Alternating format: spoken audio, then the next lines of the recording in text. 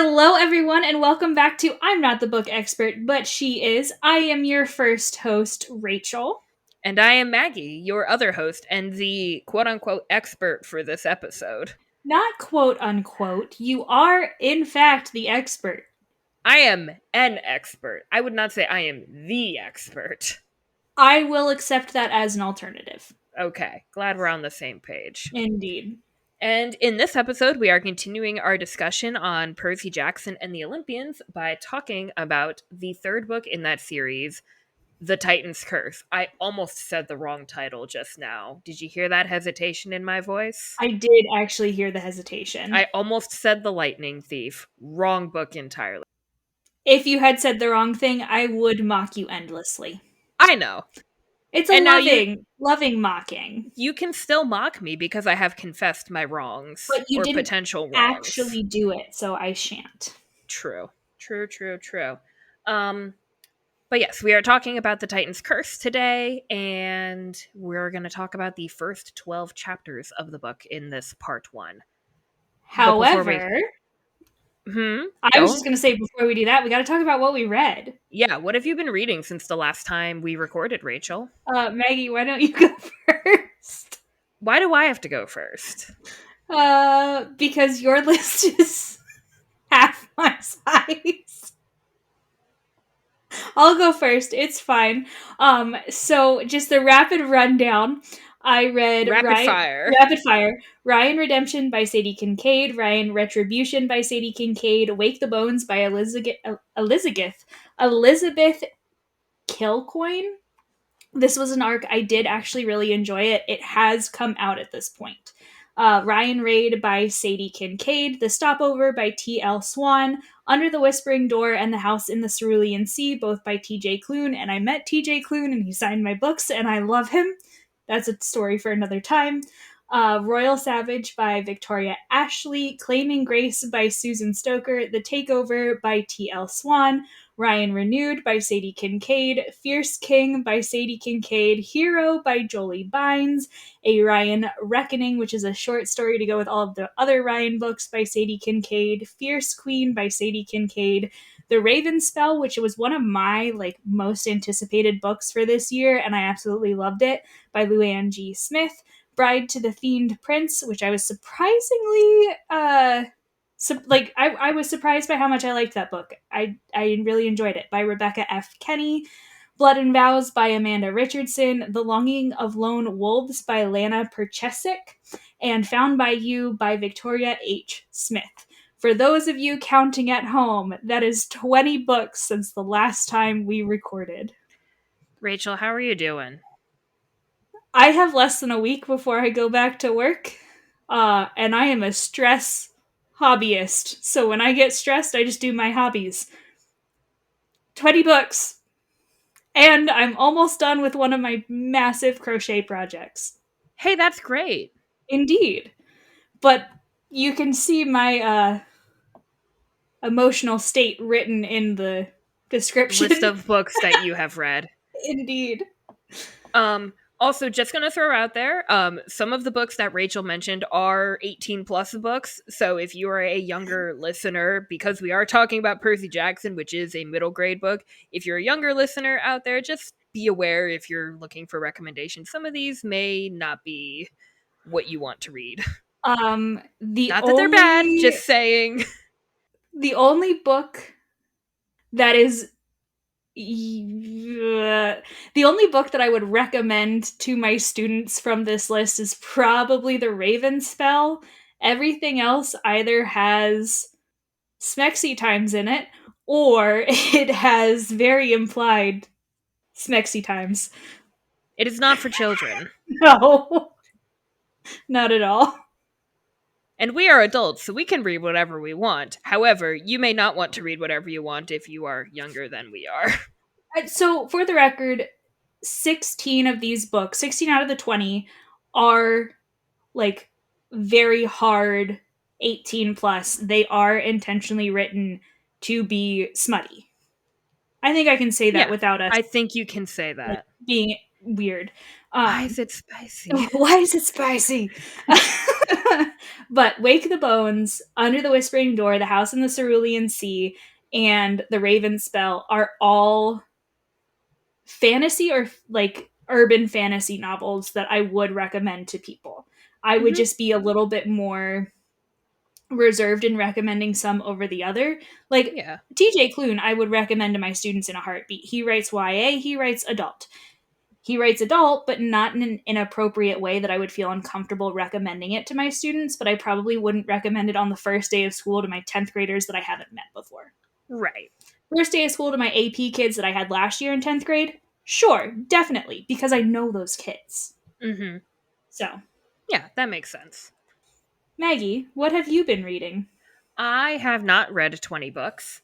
Um, I did read, well, I finished reading Little Women by Louisa May Alcott. It took me almost a month to listen to it, but in my defense, the audiobook was almost 20 hours long. Holy And Toledo. yeah, it is a thick book. I was surprised. I read an abridged version of Little Women when I was like a baby, not a baby, but like a small human, Mm, and I remember most of it, and but I've never like actually read the whole thing. It's a thick book. yeah. It's big. But I did really enjoy that, so that was fun. I also read Pandora's Jar by Natalie Haynes, which is a series of essays about women in Greek mythology. If you are enjoying our Percy Jackson season, that is an excellent read. She talks about Pandora, obviously. She talks about Medea, Helen of Troy, and some other like lesser known figures that you might not see talked about as much. So really, really good read. Would definitely recommend it. And this comes recommended by not only Maggie, but myself and our special guest from our last book, Lydia. Yes, yes, we would all recommend this. Very good read. I read the manga adaptation of The Legend of Zelda Majora's Mask by Akira Himekawa. I read Newsprints by Ruzu, which was actually an arc that I found in a free bin somewhere. But it was still very good. It was the art wasn't finished because it was an arc, but like from what I saw, it was so good. So I really enjoyed that. I read a web comic that is DPS only by Valinci. I don't know if I'm saying her username correctly, so forgive me if I'm wrong. I did my best. Um, I read This Wicked Fate by Kaylin Bayron. I read The Girl from the Sea by Molly Knox Ostertag. And I read Solitaire by Alice Oseman. And I pretty much enjoyed everything that I read, which is kind of surprising for me. There wasn't anything that was terribly disappointing. So That's good. we're happy about that Overall, I think we both really enjoyed what we've been reading recently. for sure. Yeah, I think we've both been really enjoying what we've been reading. I feel like I've been in a little bit of a slump lately, but I think I'm getting out of it. I feel like I've been in a slump for some more like hard hitting literature, if that makes sense. Like, I feel like I've been reading a lot of easy stuff to read, and it's just kind of reading to continue reading, which I am okay with because you don't always need to be reading something super literary to be reading. I agree. I'll just add, I didn't plan to say this, but I'm just going to throw it in there. I'm currently reading two what I would consider like light reads almost. I don't know. They're not really light. I am reading An Elderly Lady is Up to No Good by Helene Thurston, which is a series of short stories of about an elderly lady who commits a casual homicide with As good you reason. do. I feel like she's justified. I'm really enjoying that. It's kind of like tongue in cheek and entertaining in a way that I don't know. It's just very good. I'm enjoying that little collection. And I started listening to Every Heart a Doorway by Shannon McGuire. I think that's how you say her name. I could be wrong, but that's I picked it up because it was a novella on, and it was at my I could get it from my library, and it was a 5 hour long audiobook, and I was like, this is a quick read that I need. But I'm actually enjoying it a lot more than I thought I would. And there's like eight other novellas in That's this series, fantastic. so I may just end up like continuing to read those. Why Um, not? until I get out of my slump, which is a good thing and bad thing. Reading is good. Me not reading the things that are on my shelf to read is less good, but it's fine. It happens. So that's all that I've been reading lately. I also want to say that part of the reason I have so many smut books is because I was trying to clear out my Kindle library. So I have had a goal in reading these books beyond just wanting to read them. Does that make sense? Yeah, that makes sense. You don't have to justify yourself. This is not a court of law. I feel the need to justify myself because people get judged for reading smut, and I know that you and I have talked about this extensively where like Mm-hmm. we shouldn't judge people for what they read and we shouldn't judge people if they like to read smut, but it's still very much a taboo in culture, like in the reading community, but then also at large to enjoy something that is meant for a certain type of enjoyment. What's happening with the Percy Jackson TV show?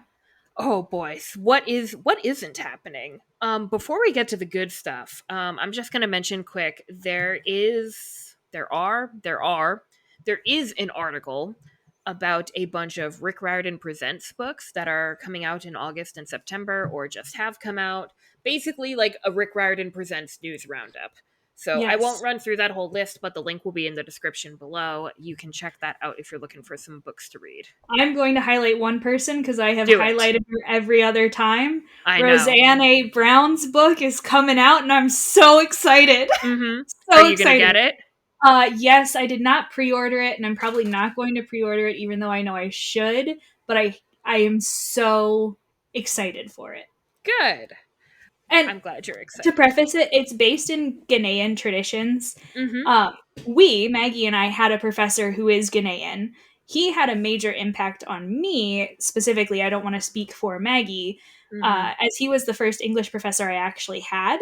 And as such, I actually took a trip to Ghana with him. So I have recently really been into more Ghanaian traditions, and Mm-hmm. as in recently, as in like the last 6 years, I've been doing a Yeah. lot of research. Yeah. So You did like a 3 week school trip with him, right? Like it yes, was like a short term yep, class. We called them cross culturals at our yeah. school. I don't know if that's what you call them at other schools, but like For us, it you was a went to cross a cultural. you went to a place, you took a class for 3 weeks. It was delightful. Indeed, I did and not go I on that specific loved trip, it. but I But know you you went to loved it. France with I my did. sister. I did. Good times. It was a good time. Yeah. So if you're looking for some more books to read, that is a great place to start. And again, that link will be in the description. We did get another like sort of show update from Rick as well.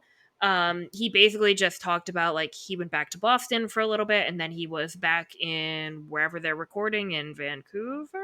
Mm-hmm. Um, and I won't say much about the article. Again, that will be in the description of the podcast. But one of the things that he did that really just made me happy is at the end of, or towards the end of the article or the blog post, I guess, he mentions the actors for the main trio have all had other projects come out recently. So he mentions each of them individually and like how, like, yeah, me and Becky watched this musical on Disney Plus, which features the actor for Grover. The actress who plays Annabeth is in the film Beast, which premieres on August 19th. So they mentioned that in the blog post. And the actor who plays Percy is in a new TV show on Paramount Plus called Secret Headquarters. I don't know anything about it other than it also has Owen Wilson in it, so I guess that's something. But yes, Rachel? My spouse watched it the other day. I wasn't feeling well, so I took a nap. But my Mm-hmm. spouse watched it the other day, and he really liked it. Oh, good. Yeah, he thought it was really cute. Good, good. So, anyway, it just makes me really happy to see Rick and by extent, and not I shouldn't say by extension, but like Rick and Becky, like on their social medias and in their blog posts, just like really supporting this young cast and like the other projects they're in and letting us know about them as Mm-hmm. fans of Percy Jackson. Like that just fills my heart. It very much feels like they've kind of adopted them, not in the like in a more of a teacher student relationship than like a Yes. parent relationship, but the Yes. like Like, look at the things my kids are doing, like right, my students are doing. right, like look at this cool thing. They're the way that they are talking about them reminds me of how I talk about my kids when I'm talking about my athletes or my drama kids or Yeah. my band kids. Like I am really resonating with it. And I think part of it is because Rick used to be a teacher. So it's Yeah. like he's getting to relive that hype again. Right. Right. Side note, because I was just getting to the end of this, the script for the Daughter of the Deep film adaptation is also continuing to be worked on. No major updates there. I And didn't also these I didn't know that was getting adapted into a TV or adopted. yeah, adopted. I didn't know that was going to be a film. Yeah, it is. Surprise? I haven't read Daughter of the Deep, so I haven't talked about it. I haven't either. But you know what I want an update on, which we have not gotten an update on? There is an update at the end of here. At the end of here. At the end of the blog post, there's a brief update that they're expecting the latest draft of the script for the Red Pyramid film. So they're going to be getting it soon, and hopefully that'll keep the project moving forward with Netflix. I just want it out. I know. And there's some other good stuff in here, like what he's watching, what he's reading lately. It's just a fun little article. Rachel and I had a good chuckle over the fact that Rick is apparently currently reading Paradise Lost, which we both have interesting experiences with. That was much nicer than the word I was thinking of. We had experiences. Yes, we did. They were mostly positive. Sure. They were mostly not negative. There we go. I can agree with that one. But the really big, I know we said we weren't going to talk about leaks on this, but I feel like this is This different. this is all over the place, so I think it's fine. Um, we've gotten some like photos from the set where they've been recording like on location, I guess. Mm-hmm. Um, so I mean, they're still recording in Vancouver, but they've been actually going to places to record some scenes. Um, and some folks from the area who are basically sent by the gods, apparently, have been taking some photos and sharing them on social media. So I'll link in the description the account that Rachel and I both follow, where we get these kinds of like slightly less confirmed updates. And it's nothing too major. It's Yeah. just like here's a thing from the set. We don't really know what it is. Here's a shot of the actors walking. Like things like that. There's some speculation about what some of the scenes might be. Like someone said, like, oh, this is probably the scene right after Percy jumps off the Gateway Arch in St. Louis, or this is probably the scene like right after they meet Medusa or something like that. So Mm-hmm. like there's nothing confirmed, obviously. It's just kind of nice to see them like in costume, in character. Yep. Very, very cool. So that will also be linked below. In the show notes. All right. So, Rachel, are you Maggie. ready to talk about the Titan's Curse? I am ready to talk about the first half of the Titan's Curse. Are you ready to talk about the first 12 chapters of the Titan's Curse? I am indeed ready to talk about the first 12 chapters. We open up the Titan's Curse with Talia, Annabeth, and Percy going on a mission to Maine to rescue two newfound demigods who have been found by Grover. And they get there and they find these demigods, only to discover that a monster has already found them. The mission goes horribly wrong, as you might expect, and Annabeth is taken captive by the forces of Kronos. Percy is very understandably upset about this. Anyway, the rest of our heroes are rescued by the goddess Artemis and her group of immortal hunters, who are a crew of young women who have pledged their lives to the goddess Artemis and are given immortality because of it. Mm-hmm. The demigods and hunters return to Camp Half-Blood while Artemis hunts a monster that could destroy Olympus. However, bad dreams and ominous prophecies lead to a quest to rescue the goddess. Only Percy is not invited. Determined to rescue Annabeth, Percy sneaks away from camp and starts a quest of his own. because he's a rebel child like that. You're not wrong. The sea doesn't like to be restrained, Rachel. This is a fact. Mm-hmm. And just real quick before we get into our discussion of the book, some real quick trigger warnings. In the Titan's Curse, animal death is mentioned, anxiety, attempted murder, child death, other death, hostages, skeletons, stalking, violence, and war are all topics and themes that appear in this book. So Mm-hmm. just be mindful of that as you read. So let's start with Percy. Percy is our hero, once again, in Percy Jackson and the Olympians. What? I know, aren't you so surprised? So surprised. I don't know if I would have figured that one out for myself, Maggie. I know. I'm glad we're on the same page now. Indeed. I think Percy goes through a lot of growth in this book, which For sure. I would almost argue he has the most. Okay, I think that the statement I'm going to make now that I've reworked it in my head is I don't even need to justify, but Percy goes through his most substantial demigod growth in this book. When you say demigod growth, what do you mean? I think he steps into his role as his demigod persona almost. So like in The Lightning Thief, I think he does most of the work of like his personal growth and he grows throughout each book obviously as an Mm-hmm. individual. But I think in this book he really starts to figure out who he is as specifically a demigod. And as a hero, I Yeah. think. Yeah. That is that is really the major theme of this book, I think. Mm-hmm. We talked about a lot when we talked about the Sea of Monsters with Lydia. She mentioned how one of the themes in the Sea of Monsters is monsters aren't always what we think they are. Right. And I think one of the major themes of the Titan's Curse is heroes aren't always who we think they are. Right. And a lot of this book discusses who really is a hero, what makes a hero, and as a result of that, or in tandem with that, we see Percy growing into and kind of stepping into this role as a hero and a leader. For sure. A couple other random things that I wrote down about Percy. He's jealous in this book a couple of times, which is A kind of a lot. new emotion for him. Yeah. He especially gets jealous of Talia and the attention that she gets, which like makes sense to children of the big three, right? But yeah, there's a couple times where he's like, why did they put Talia in charge? Like, why does Talia know this and I don't? Like, just kind of that it was just very interesting to me. And I think it's a reasonable reaction to have, right? 100%. Is it right?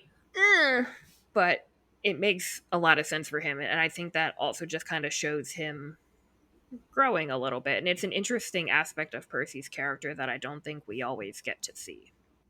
Agreed.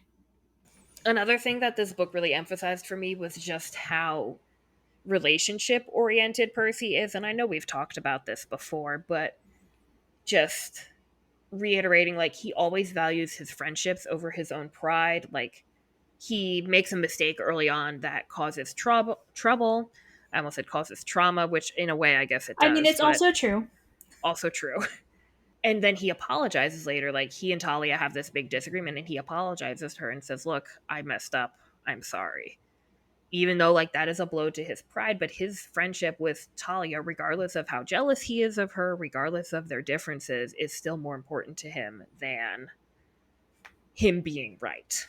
I actually highlighted that in my annotations much later on when they're on the train Mm, because Percy is almost always the person to bring up the conversation and start talking about how he screwed up or how he could have done better in a way that then invites somebody else to come and apologize for what they did in the exact same process. yeah. And I think that's really, like, in some ways, it kind of stings a little bit that Percy is always the one who's making the first step. Mm-hmm. However, I will say that is a very rare trait to have in a male character. Agreed. So I'm okay with it. I mean, I feel a little like, but Percy having that level of emotional intelligence to say, okay, I messed up. I need to make things right. And I'm going to be the one Mm-hmm. who makes the first step is pretty big part of his character. 100%. And another thing too, like, he's always thinking of family and family connections. in chapter 3, Bianca, these two demigods that they rescue from the school are Bianca and Nico. They're biological, like, full blood siblings. Right. And Bianca ends up joining the Hunters of Artemis, which leaves Nico behind because the Hunters of Artemis only allow girls. Mm-hmm. So Percy is just appalled by this. He's like, look, why would you leave your brother? He even says this to Bianca, like, you're leaving Nico all alone. Like, he is your family. And we'll talk more about Bianca's choices later as we get more into the plot of the book. But I just think that's another, like, key thing about Percy is, like, family and friends are the most important things. Like, Tyson is, technically speaking, Percy's half brother. Percy would never leave him. Ever. That never even occurs to him. Anyway, we'll talk more about Bianca later. And one other thing I wrote down about Percy, confirmed mom friend, because he says, this is on page 82, he says, I realized that I just sounded like my mother. Whoa, not a good sign. So Percy Jackson, mom friend confirmed. Yes, indeed. And we stan it. We do. We really do. Anything else you want to add about Percy? We also see Annabeth for a brief time before she gets captured. Eek. Um, Yep. I'll say more about her in the plot. I still love Annabeth, but I think one of the things that kind of weakens this book for me, in my opinion, is that Annabeth is not here most of the time. Mm-hmm. I miss her. I want her back. Thanks. Much like how Grover was missing in the last book, now we are Yes. missing Annabeth in this book. Yeah. I feel like I understand why this happens, but it just feels like you're sitting on a chair with only two legs. I think that's fair. Mm-hmm. But Grover is in this book, and he is a pretty major part of this book. I don't really have much else to say about him right at the moment, but he's here, and we love him. Yes, we do. He's back doing his satyr thing, so. And doing a great job at that because he's just found two more very powerful demigods. Talia is here.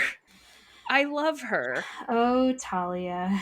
I love Talia. I know Rachel doesn't love her as much as I do, but that's okay. I don't not love her. I didn't say that. I just said you didn't love her as much as I do.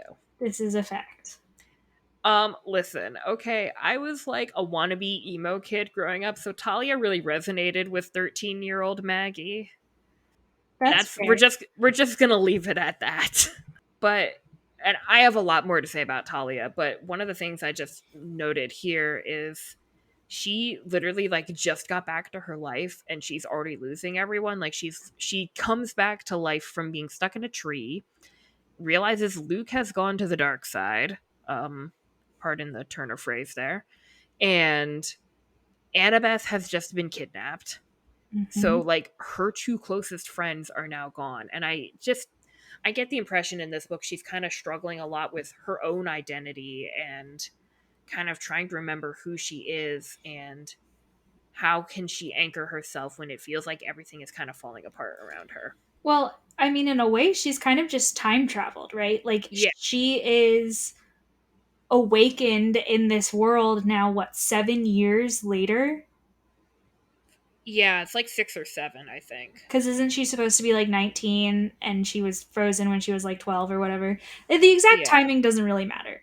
Yeah. What It matters, has been a while. it has been a period of time, right? And everything is different. And Mhm. while her body hasn't gone through 7 years of change, it's gone through a couple years of change, but her mental state is still that of when she was initially put into that tree. Right.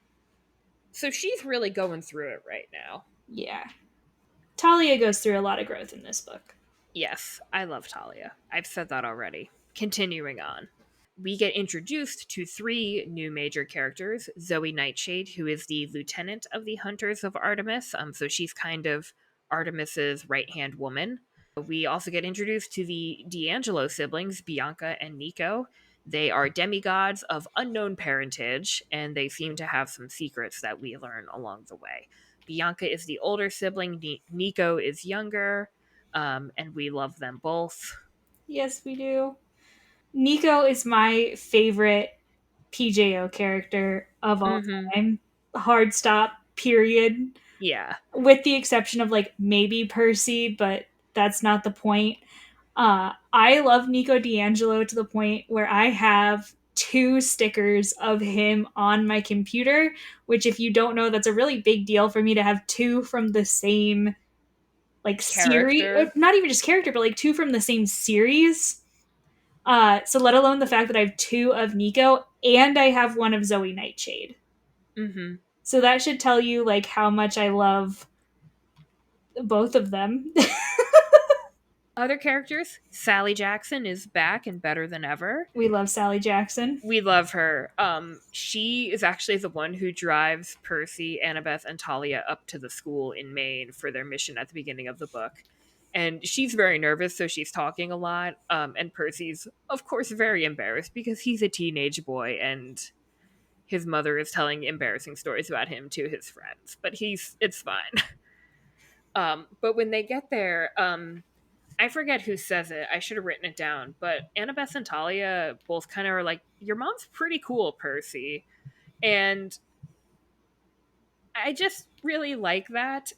And part of me wonders, like, I wonder if they're almost a little bit jealous of 100%. Percy because neither of them have had good relationships with their mothers, whether their mother is mortal or godly.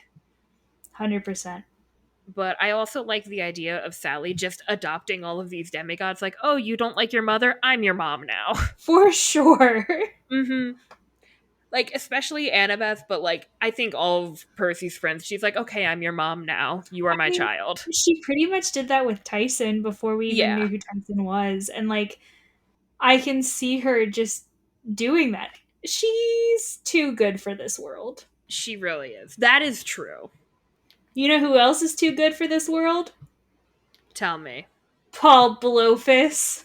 Tell me about Paul Blowfus, Rachel. Paul Blowfus is an Blowfish? Blowfus is an incoming character, mortal character, who is a love interest for Sally Jackson.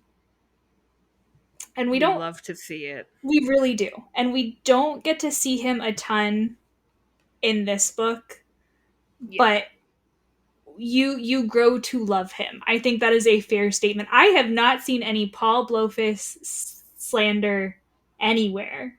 I think that's accurate. Not that he couldn't be slandered, but he's just so. He's a good man. Yes, he's a good man. He's a good fit for Sally Jackson, and we Mhm. stand Paul. Yeah. They're both in like the same writing seminar, I think is how they meet. It's or Yeah. something along those lines. So we love it.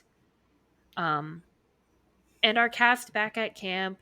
I know Rachel has some things, so I'm just going to run through the names real quick and she can chime in.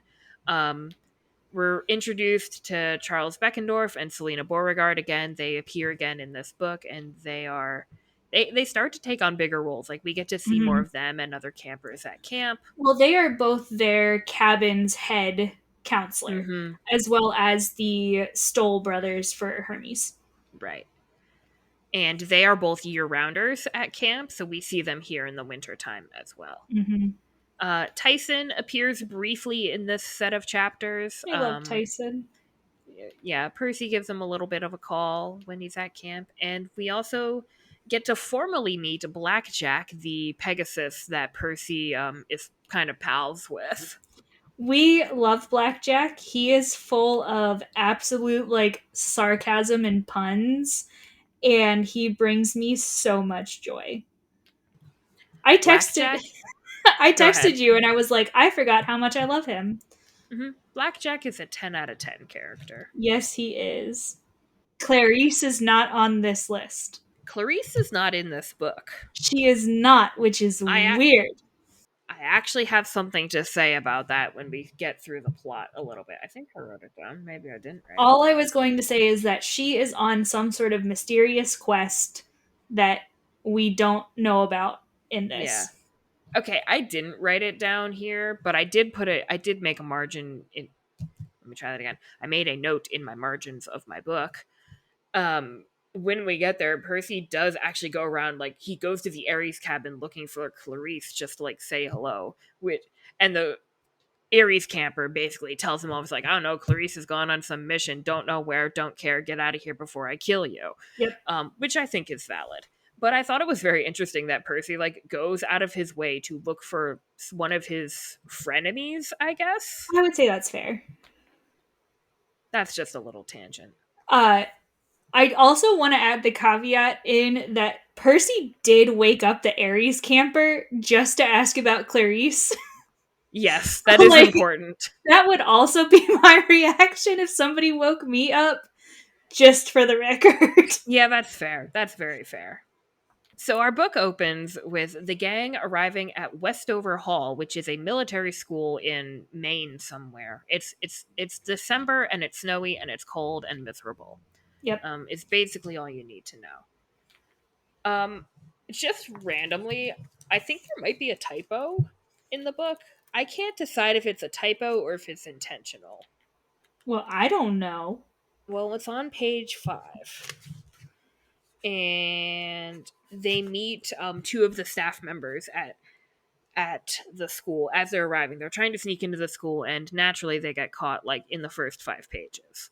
Well, duh. Um, and one of the teachers is referred to. One character refers to as Ms. Gottschalk, and everyone's like, "Haha, Gottschalk. That's a funny name for a teacher." I'm sure Rick had a field day with that one. And then later on, Grover refers to her as Mrs. Gottschalk. It's literally on the same page. Yeah, I know. I can't decide if it's intentional or if that's an error. It was probably accidental. However, I will say that as somebody who is married, who has the Mrs. Mm-hmm. part of my title, 99% of people just call me Miss Lori. Okay. So, sure, it probably wasn't intentional, but like, It works. yeah, it's honestly not that big of a deal. Yeah. I don't know why I noticed. I was just like, huh. I felt very smart. As you should. Also, one of the most heartbreaking lines in the book comes on page 7 because Percy's explaining like they've been looking for more half-bloods. They've sent like all the satyrs out on high alert, and he says, "We needed all the new fighters we could find. We were losing campers and there just weren't that many demigods out there." I was like, "Oof, guys." Hey, come and fight in our war with us. Be a child soldier. Mhm. I could go on about that, but we're just I just want to say mhm. that I want to go live on Camp Half Blood Hill, and Mhm. just teach and love on these kids because they do not get enough of it. Yep. I will say, this is going to be a tangent. I will say, Camp Half Blood does a better job of like caring for its campers, and like their perspective seems to be more, if you are going to go into the real world, you are going to be in danger. We are going to show you how to protect yourself. It is just kind of unfortunate coincidence that the campers who are there right now are on the brink of a war. Yeah. Whereas other options for demigods out in the world are much more militaristic. I feel like we're And talking about a very specific option. yes, but we don't know about that. So I'm just not going to mention that right now for spoilers. But if you know, you know. I just wanted to make sure we were on the same page. Yeah. So the gang sneaks into a dance at the school. Big 2000s vibes at the dance, by the way. I just want to find the paragraph where Percy's describing it because it kind of cracks me up. If you were born and raised in the 2000s in the United States, you will know this scene from either a movie or something you experienced yourself. Um,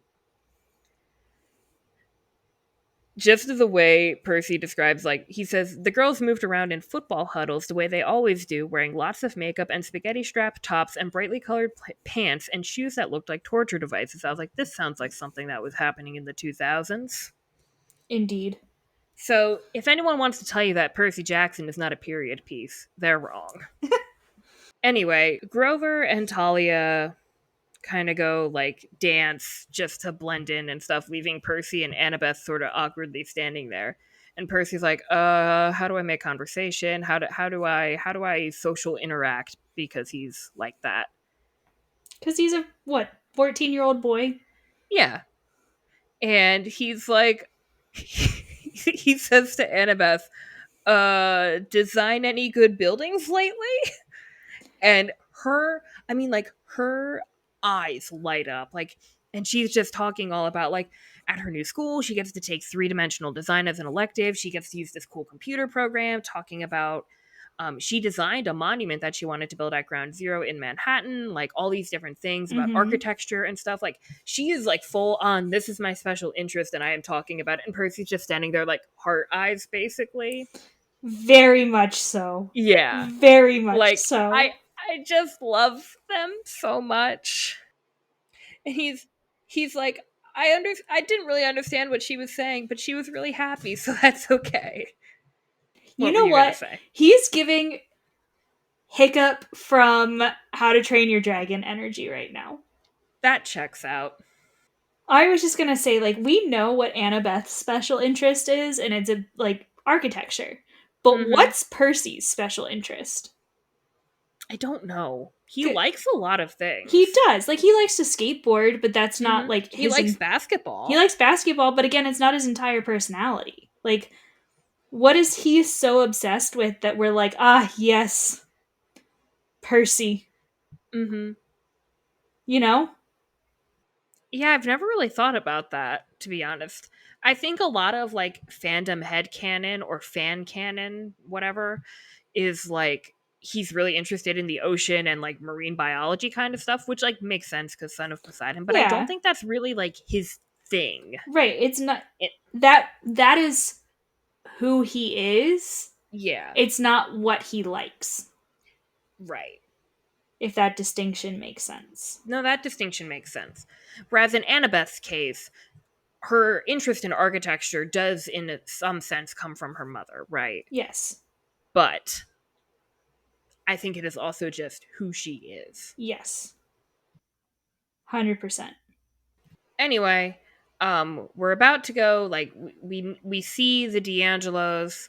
We're gonna try to rescue them, and then all of a sudden, one of the staff members at the school, or I don't remember what his job is. It doesn't really matter because he turns out he's a monster. He's one of the administrators. Yeah, those admins. I don't remember if he's a principal or an assistant principal, but he's, I, th- I feel like he's like a headmaster or something. which would be like the principal. Well, sorry. I'm just saying. Look, not all of us work in education, okay? We literally both work in education. Shut up. Am Shut up. I wrong? Shush. Hush. You really did not think about that before you said it. I thought about it about halfway through the sentence and I said, well, I'm already committed.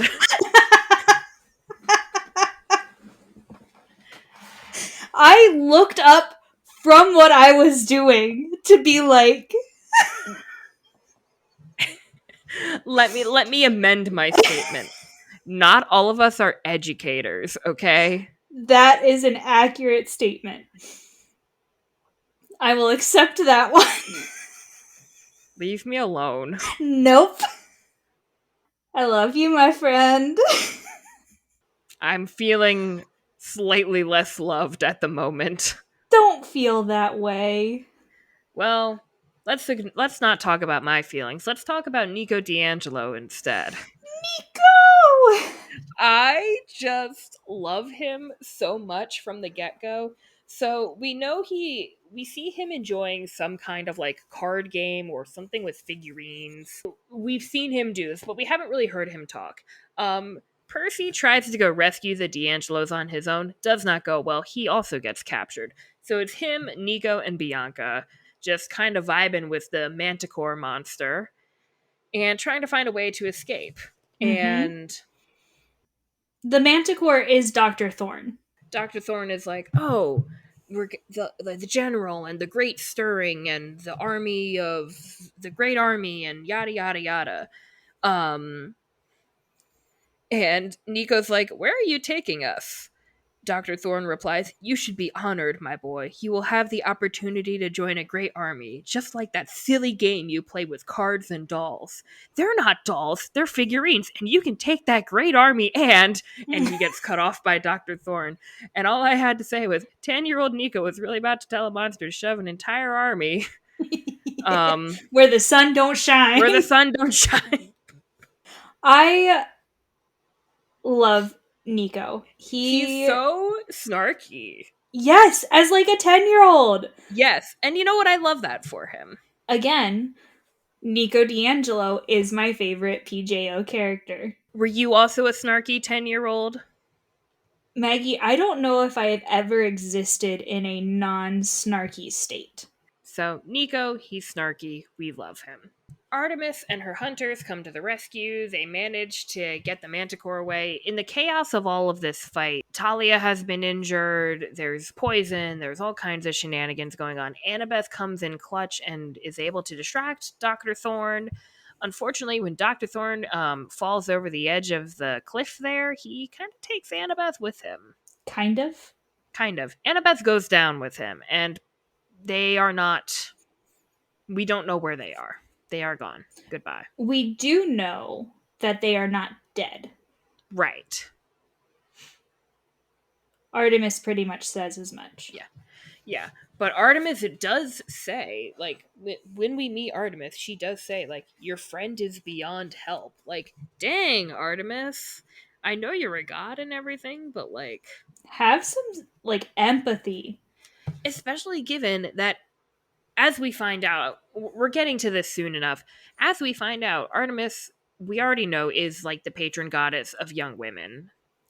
And Annabeth was considering becoming one of the hunters. We find out in a couple chapters. So, like, Mm-hmm. wow, Artemis, like, no sympathy here? Yeesh. And, like, she knows what it's like to lose her hunters. Like, Right. I don't know. I have issues with Artemis. And those issues continue in chapter 3 when Bianca decides to join the hunt. Already, when the hunters show up, we see that Talia has some bad blood with them, especially with their leader, Zoe. And we get to learn more about Talia's history with the hunters, like, later on in the book. But I still kind of wonder why she hates them so much. We find out later that back when Talia was traveling with Luke and Annabeth, Zoe tried to convince Talia to join the hunters. And Talia said, "No, I'm not abandoning them." And Zoe was like, "Look, Luke's going to let you down one day." And he did, for in a pretty major way, in fact. And I kind of wonder, does Talia dislike the hunters so much because they tried to get her to leave, or do they make her angry because she wishes she chose them almost? Do you understand what I'm saying? yes. Like, is it more of a how dare you try to separate me from my friends, or more of a wow, this is a missed opportunity? Because she has just lost everyone, as I said earlier. Yeah. And I mean, for all intents and purposes, she does die, right? Like, she Right. has a period of time where she ceases to exist. Correct. I think that she regrets not taking the opportunity to have been able to live. Yes. Whether that is with the hunters or in another capacity. Right. I think that's fair. Because if she had stayed with the hunters, she never would have gone to Camp Half Blood in that Right. instance. Yeah. I don't necessarily think she regrets. Where I've kind of landed is I don't think she regrets what she's done necessarily. Like, I think she is glad that she was there to protect her friends Mm-hmm. trying to get back to camp, even if it cost her her life. But I think she also kind of regrets more what she missed. Yeah. Like, I made this choice and I don't regret this choice. I just wish that I had to die, basically. Yeah. Which I I, think is a very valid thing to say. for sure. Especially when your father is the king of the gods and can do whatever the heck he wants. And said, pine tree. Mm-hmm. Which we have a whole sub theory about You that. have a theory about, but we don't have to get into No, that right that's now. that's a like part 2 theory maybe. Mm-hmm. Yeah. Yeah. But I've got feelings about Artemis. Okay, I'm just.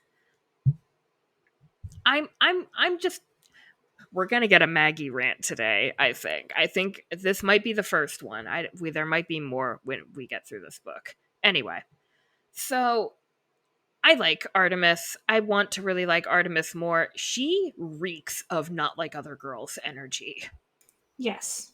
Yeah, like she's kind of giving a little bit of exposition to Percy, which he needs because Percy never knows what's going on, and it's not his fault. It's just nobody tells him anything. Which is totally unfair. Yeah, agreed. So Percy says to her, like, why do you appear as like a 12-year-old girl? And she says, well, I could appear as a grown woman or a blazing fire or anything else I want, but this is what I prefer. This is the average age of my hunters and all young maidens for whom I am patron before they go astray. That's on page 37, and the conversation continues on to page 38. Go astray? I asked. Grow up, become smitten with boys, become silly, preoccupied, insecure, forget themselves. Oh. And just that line, like, I just feel icky about that line. 100%. I have stuff to say, but I want you to go on your Yeah. rant first. I'm gonna keep plowing through this chapter and then we can kind of. Yeah. I just feel icky about that line. I'll circle back to it. Anyway, Bianca decides to join the hunters, and Percy's like, whoa, whoa, whoa, whoa, whoa, wait. What about your brother? And Artemis says, like, look, Nico will go to camp. He'll be fine there. Unfortunately, that's the best boys can do. Ugh. Percy's like, hey, I'm right here. Artemis goes on, you can still see him from time to time, but you will be free of responsibility. He will have the camp counselors to take care of him, and you will have a new family. Us.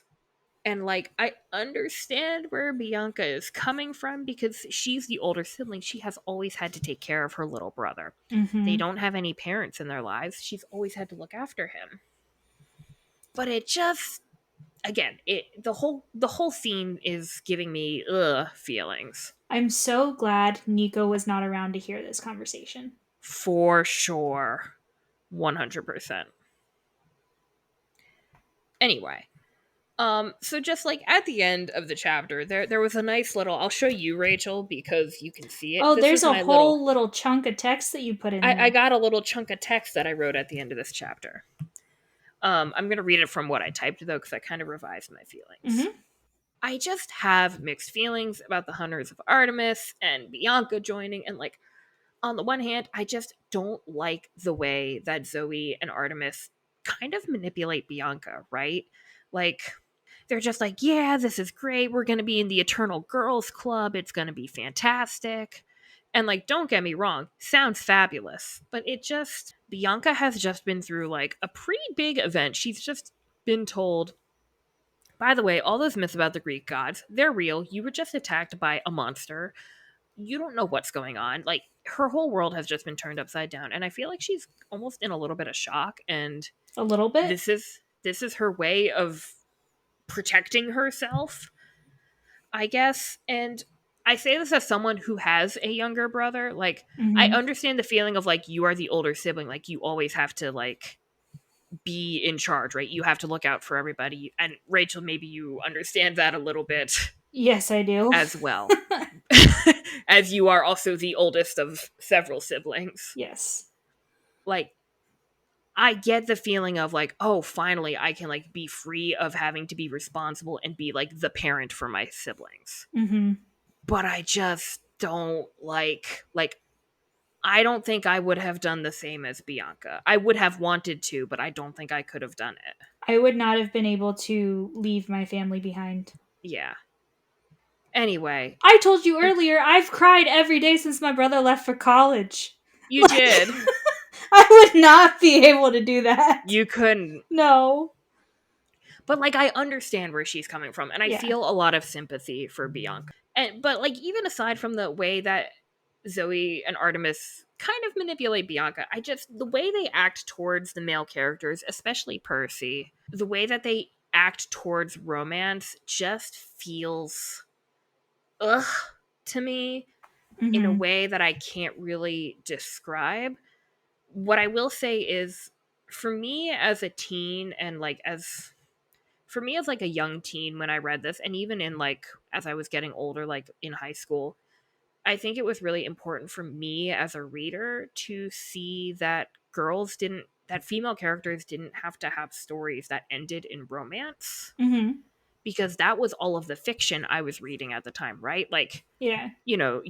all of the girls in all of the stories, they all have their love interest and they all get their happy endings.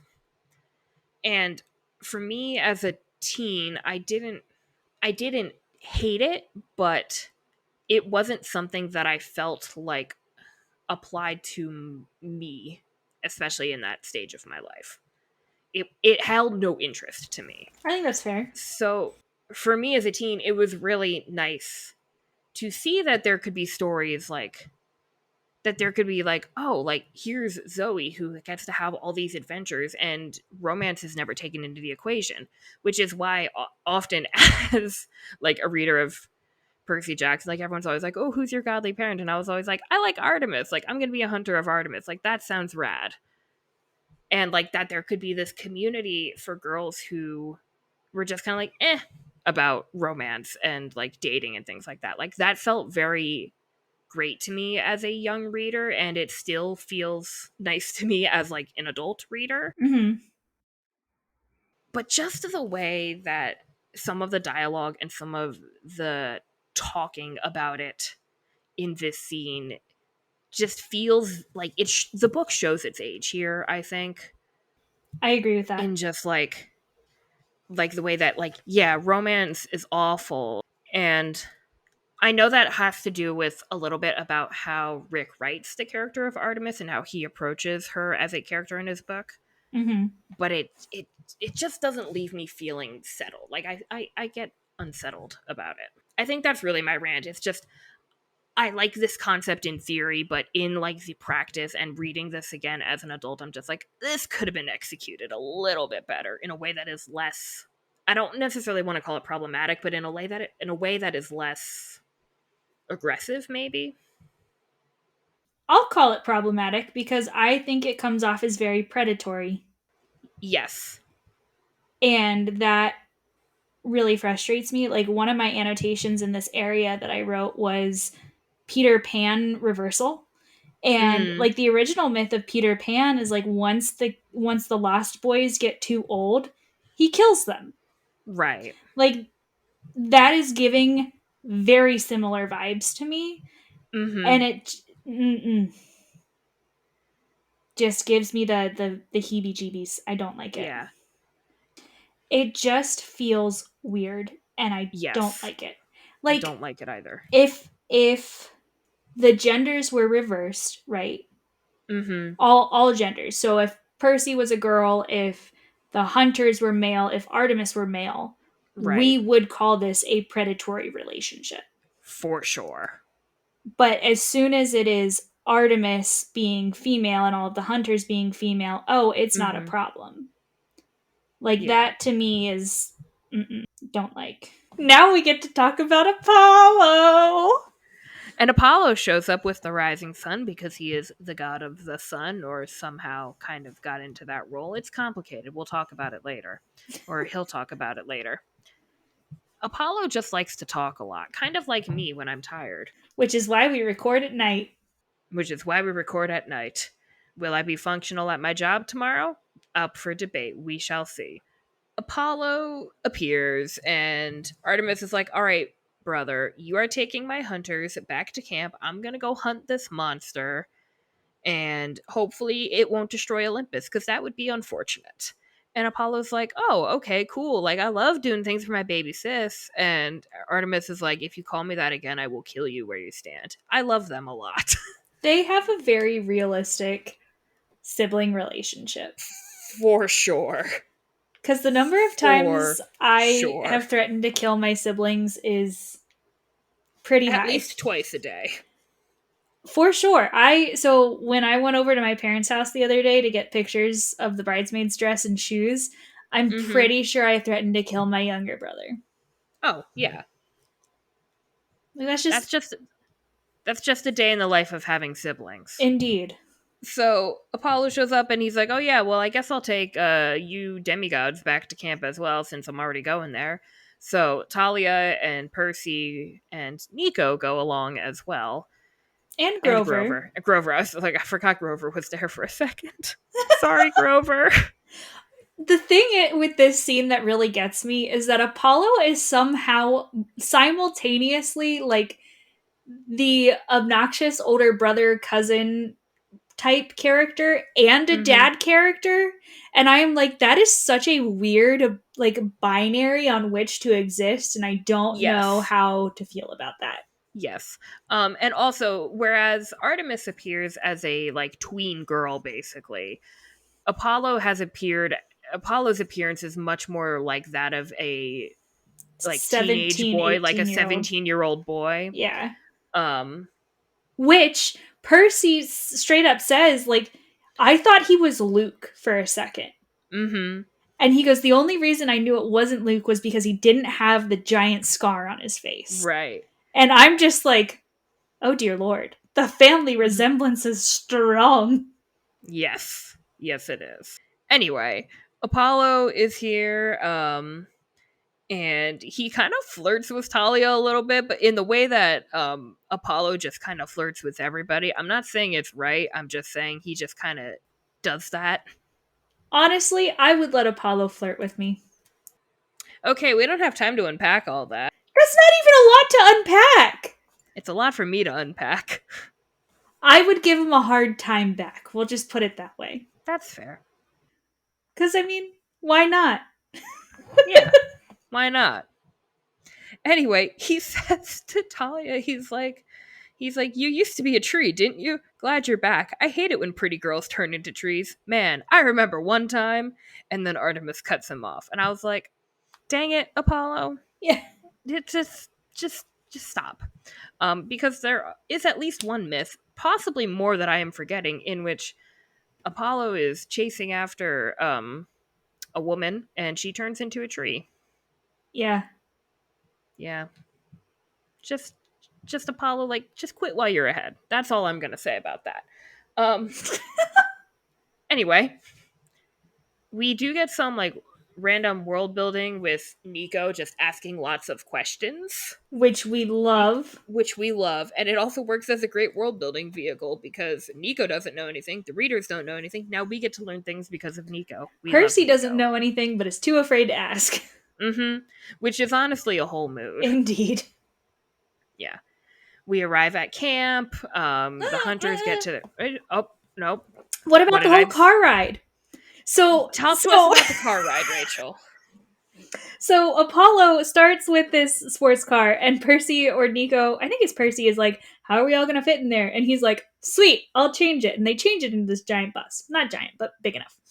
And he's like, okay, who wants to drive? Nico wants to drive. He says, no, too young. Then Grover's like, I'll drive. And Apollo looks at him and goes, no, too furry. And I'm just like, and you know who he picks? He picks Talia. And Talia is flippin' terrified. And she does it, but she like melts an entire area, puts another area in like full ice, and then nobody's like buckled in. Apollo ends up at the back of the bus at one point, and then he ends up at the front again, and he's like, oh, well, at least they're all still alive. And I'm just like, how? How, Apollo? Are you both the dad uncle in this situation and the like weird creepy cousin? I don't understand, and yet I still love you. He is a god with many facets of his personality, apparently. But I'm also just going to throw out there, this also draws from a myth, and I can't remember what it is off the top of my head. I should have, like, looked it up ahead of time, but there is another story in which I think it's Apollo. It could be Helios if I remember incorrectly. Regardless, somebody gets a mortal gets to drive the sun chariot and consequently causes fires and problems, and I think they die because mortals usually die in myth stories. That is a fact, yes. Usually, when the gods interfere, mortals die. That is a good rule of thumb for Greek mythology. That is a good rule of thumb for mythology. Yes. And I feel confident saying that, even not knowing a lot of mythology, because They are usually like warning stories. The gods are stupid and I don't respect them. You got that right. Yeah. But now So we're at Camp Half Blood. now we get to Camp Half Blood. Nobody has died. Nobody got boiled when we landed the sun car in the lake. So all in all, a very successful trip. We survived. We did. We surely did. The hunters get to the Artemis cabin. Everyone else is kind of disembarking, and now we're all kind of like, what do we do with Nico? Like his sister's got her own thing going on. Like, what's happening? And we also need to give Chiron and Mr. D an update about how the mission at the school went. So Chiron looks at Nico and he's like, Grover, perhaps you should take our young friend to the den and show him our orientation film. And Grover's like, okay. Orientation film? Nico asked. Is it G or PG? Because Bianca is kind of strict. It's PG 13, Grover said. Cool. Nico happily followed him out of the room. That's on page 59. And fun fact, Nico is the only camper that we canonically know has seen the Camp Half Blood orientation film. Yep. It's a great scene. It's great. It's not in this book. It's not in this book. If you're interested, if you've read some of the other Percy Jackson canon, you can read Camp Half Blood Confidential, which is kind of a series of short stories and like vignettes of Camp Half Blood life that is framed as a guide for new campers. And in that scene, or in that book, we get a short scene in which all of camp discovers, wait, there's an orientation film, and Nico's the only one who's seen it. It's fantastic. Definitely would recommend it. And I mean, you get to learn more about Nico, so like, why wouldn't? Why wouldn't you? So Percy and Chiron and Mr. D kind of talk and debrief from what's going on. Mr. D, as always, is very like nonchalant and just not caring, and we hate that. And Percy really hates it. He has had enough of Mr. D's crap, and he's like, "You're glad to lose another camper. You'd like it if we all disappeared." And Mr. D's like, "Yeah, so." And Percy says, Look, this is your civilization too. Maybe you could try helping out a little. And he actually kind of pisses Mr. D off. I mean, not for the first time, but like he really gets him mad this time. Yeah. That scene reminds me a lot of the scene from Guardians of the Galaxy when like the group is kind of breaking up and Rocket asks Peter Quill like why are you wanting to save the world? And he's like, because I'm one of the idiots who lives in it. Like, yeah, Mm-hmm. it hasn't treated me fairly. Yes, life sucks, but also like I don't have another choice. Right. I have feelings. Yeah. Fortunately, Percy is saved from being smited by Mr. D because Nico comes out of the den and he's like, Whoa, like you're a centaur and like you're the wine dude. And Mr. D's like, The wine dude? I actually love this little scene. I'm gonna read it. It's on page 62. Mr. D turned his eyes away from me and gave Nico a look of loathing. The wine dude? Dionysus, right? Oh, wow, I've got your figurine. My figurine. In my game, Mythomagic. And a holofoil card, too. And even though you've only got like 500 attack points and everyone thinks you're the lamest god card, I totally think your powers are sweet. Which, like, I love Nico and his like fake little vaguely reminiscent of Dungeons and Dragons card game. Well, in my inexperience, I think it is much more similar to Magic the Gathering, Yeah. but so true. They say some terms that remind me of D&D, but D&D Yeah. doesn't really use cards Yeah. from what I anyway. Um Aha, Mr. D seemed truly perplexed, which probably saved my life. Well, that's gratifying.